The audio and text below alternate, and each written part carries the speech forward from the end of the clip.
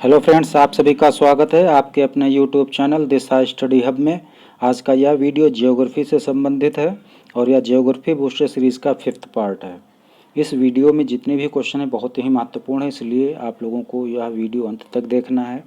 और जो अगर अभी तक हमारे यूट्यूब चैनल को सब्सक्राइब नहीं किए हैं तो ज़रूर कर लें और बेल आइकॉन को ज़रूर प्रेस करें, जिससे कि हमारे वीडियोज़ के सारी नोटिफिकेशन आप तक पहुँचती रहें। और हमारे वीडियोज़ को लाइक और शेयर करना ना भूलें। और इस वीडियो की जो है पीडीएफ फाइल नीचे डिस्क्रिप्शन बॉक्स में हमारे टेलीग्राम का लिंक दिया गया है, वहाँ से जा कर के आप डाउनलोड कर सकते हैं। तो चलिए शुरू करते हैं आज के पहले क्वेश्चन के साथ। पहला क्वेश्चन है कि नई जलोढ़ मिट्टी को किस नाम से जाना जाता है? तो इसका करेक्ट आंसर है खादर। पहली बात तो भारतीय कृषि अनुसंधान परिषद ने भारत की मिट्टियों को 8 वर्गों में विभाजित किया है। कितनी? 8 भागों में। उसमें से एक है जलोढ़ मिट्टी। और यह मिट्टी देश के लगभग कितने प्रतिशत भाग पर? 40% भाग में फैली हुई है। ठीक है। और इसी में 2 टाइप होते हैं, एक बांगर और एक खादर। जो पुरानी जलोढ़ मिट्टी होती है उसको बांगर कहते हैं और जो नई जलोढ़ मिट्टी होती है उसको खादर कहते हैं। तो इसलिए इसका करेक्ट आंसर है खादर। बढ़ते हैं नेक्स्ट क्वेश्चन की ओर। अगला क्वेश्चन है रेगुर मिट्टी या कपासी मिट्टी किसे कहा जाता है? तो इसका करेक्ट आंसर है काली मिट्टी। काली मिट्टी के ही दूसरे नाम है रेगुर मिट्टी या कपासी मिट्टी। ठीक है। बढ़ते हैं नेक्स्ट क्वेश्चन की ओर। अगला क्वेश्चन है कि काली मिट्टी का भारत में विस्तार सबसे अधिक किस राज्य में है? तो इसका करेक्ट आंसर है महाराष्ट्र। काली मिट्टी का सबसे ज़्यादा विस्तार कहाँ पे है? महाराष्ट्र में। और कपास की खेती के लिए यह सर्वाधिक उपयुक्त होती है, इसलिए इसे काली कपास की मिट्टी भी कहा जाता है। ओके। बढ़ते हैं नेक्स्ट क्वेश्चन की ओर। अगला क्वेश्चन है लेटराइट मिट्टी में किस अयस्क की प्रचुरता मिलती है? तो इसका करेक्ट आंसर है लौह ऑक्साइड एवं एल्युमिनियम ऑक्साइड। इसकी जो है प्रचुरता मिलती है। और कह सकते हैं इसमें आयरन, कहीं कहीं पे आपको आयरन एंड सिलिका ये लिखा मिलेगा, तो ये ऑप्शन सही हो जाएगा। ये कम्बिनेशन एंड दिस कम्बिनेशन, इनको जो है आप सही कर देंगे कि लेटराइट मिट्टी में किस अयस्क की प्रचुरता मिलती है? Iron and silica. और इसका जो निर्माण होता है वो मानसूनी जलवायु की आर्द्रता एवं शुष्कता के क्रमिक परिवर्तन के परिणाम स्वरूप उत्पन्न विभिन्न परिस्थितियों में होता है। बढ़ते हैं नेक्स्ट क्वेश्चन की ओर। अगला क्वेश्चन है भारत में मौसम संबंधी सेवा का मुख्यालय कहाँ स्थित है? तो इसका करेक्ट आंसर है पुणे। कहाँ स्थित है? पुणे। और उसके पहले यह कहाँ स्थित था? शिमला में स्थित था। कहाँ स्थित था? शिमला में स्थित था। बढ़ते हैं नेक्स्ट क्वेश्चन की ओर। अगला क्वेश्चन है कि भारत की जलवायु किस प्रकार की है? तो भारत की जलवायु जो है वह उष्ण कटिबंधीय मानसूनी जलवायु है। भारत की जलवायु जो है वह कैसी है? उष्ण कटिबंधीय मानसूनी जलवायु है। बढ़ते हैं नेक्स्ट क्वेश्चन की ओर। अगला क्वेश्चन है विश्व में सर्वाधिक वर्षा प्राप्त करने वाला स्थान कौन है? तो इसका करेक्ट आंसर है मासेनराम, जो कि मेघालय में पड़ता है। यह विश्व में सर्वाधिक वर्षा प्राप्त करने वाला स्थान है। लगभग 1141 सेंटीमीटर यहाँ पे वार्षिक वर्षा होती है। बढ़ते हैं नेक्स्ट क्वेश्चन की ओर। अगला क्वेश्चन है कि मिट्टी के अध्ययन के विज्ञान को क्या कहा जाता है? तो इसका करेक्ट आंसर है मृदा विज्ञान। मिट्टी के अध्ययन के विज्ञान को क्या कहा जाता है? मृदा विज्ञान, और इंग्लिश में पेडोलॉजी। कहीं कहीं पे डायरेक्ट आपको पेडोलॉजी लिख के दे देते हैं, तो इसका मतलब ही होता है मृदा विज्ञान, और ये करेक्ट होगा। ओके। बढ़ते हैं नेक्स्ट क्वेश्चन की ओर। अगला क्वेश्चन है कि भारत के कुल क्षेत्रफल का लगभग कितने प्रतिशत भाग पर कृषि योग्य भूमि है? तो इसका करेक्ट आंसर है 51%। कितने प्रतिशत? 51% भाग पर लगभग जो है हम कृषि कर सकते हैं। और बाकी जो है 4% भूभाग पर चारागाह है, 21% भूमि पर वन है और 24% जो है वह भूमि बंजर तथा बिना उपयोग की है। बढ़ते हैं नेक्स्ट क्वेश्चन की ओर। अगला क्वेश्चन है कि देश में गेहूं के उत्पादन में प्रथम स्थान पर कौन है? तो इसका करेक्ट आंसर है उत्तर प्रदेश। देश में गेहूं के उत्पादन में प्रथम स्थान पर कौन है? उत्तर प्रदेश है, जबकि प्रति हेक्टेयर उत्पादन में पंजाब का प्रथम स्थान है। जबकि प्रति हेक्टेयर के उत्पादन के मामले में प्रथम स्थान पर कौन है? पंजाब है। और विश्व में जो है गेहूं उत्पादन में चीन के बाद भारत का दूसरा स्थान है। विश्व में गेहूं उत्पादन में चीन के बाद भारत का दूसरा स्थान है। बढ़ते हैं नेक्स्ट क्वेश्चन की ओर। अगला क्वेश्चन है भारत में हरित क्रांति लाने का श्रेय किसको जाता है? तो इसका करेक्ट आंसर है डॉक्टर एम.एस. स्वामीनाथन। भारत में हरित क्रांति लाने का श्रेय किसे जाता है? Doctor MS. स्वामीनाथन। और पहली हरित क्रांति की शुरुआत कब हुई थी? 1967-68 में। कब हुई थी? 1967-68 में। बढ़ते हैं नेक्स्ट क्वेश्चन की ओर। अगला क्वेश्चन है कि द्वितीय हरित क्रांति की शुरुआत कब हुई थी? तो इसका करेक्ट आंसर है 1983-84 में। द्वितीय हरित क्रांति की शुरुआत कब हुई थी? 1983-84 में हुई थी। और ये टर्म हरित क्रांति, तो इसका मतलब ये है कि खाद्यान्न उत्पादन को बढ़ावा देने के लिए, खाद्यान्न उत्पादन को बढ़ावा देने के लिए हरित क्रांति की शुरुआत की गई थी। बढ़ते नेक्स्ट क्वेश्चन की ओर। अगला क्वेश्चन है भारत किस उर्वरक के मामले में 100% आत्मनिर्भर है? तो इसका करेक्ट आंसर है यूरिया। भारत यूरिया के मामले में 100% आत्मनिर्भर है, मतलब कि दूसरे देशों से इसको मंगाना नहीं पड़ता है।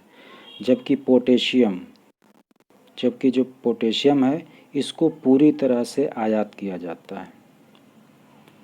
और उर्वरक की बात करते हैं तो भारत उर्वरक उत्पादन में विश्व में तीसरे स्थान पर है और उपभोक्ता में दूसरे स्थान पर है। प्रथम स्थान पे चीन है।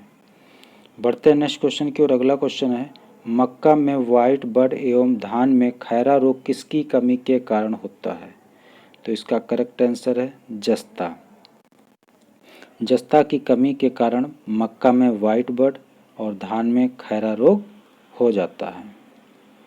बढ़ते हैं नेक्स्ट क्वेश्चन की ओर। अगला क्वेश्चन राष्ट्रीय चावल अनुसंधान केंद्र कहाँ स्थित है? तो इसका करेक्ट आंसर है कटक, जो कि उड़ीसा में पड़ता है। यहाँ राष्ट्रीय चावल अनुसंधान केंद्र स्थित है।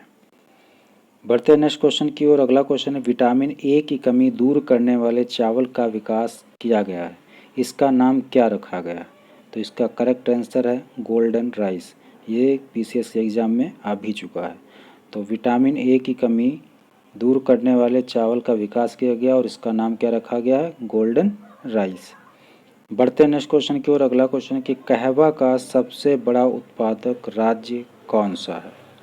तो इसका करेक्ट आंसर है कर्नाटक। कौन है? कर्नाटक। कहवा का सबसे बड़ा उत्पादक कौन सा है? कर्नाटक है। और सबसे उच्च कोटि का कहवा कौन सा होता है? अरेबिका। कौन सा होता है? अरेबिका।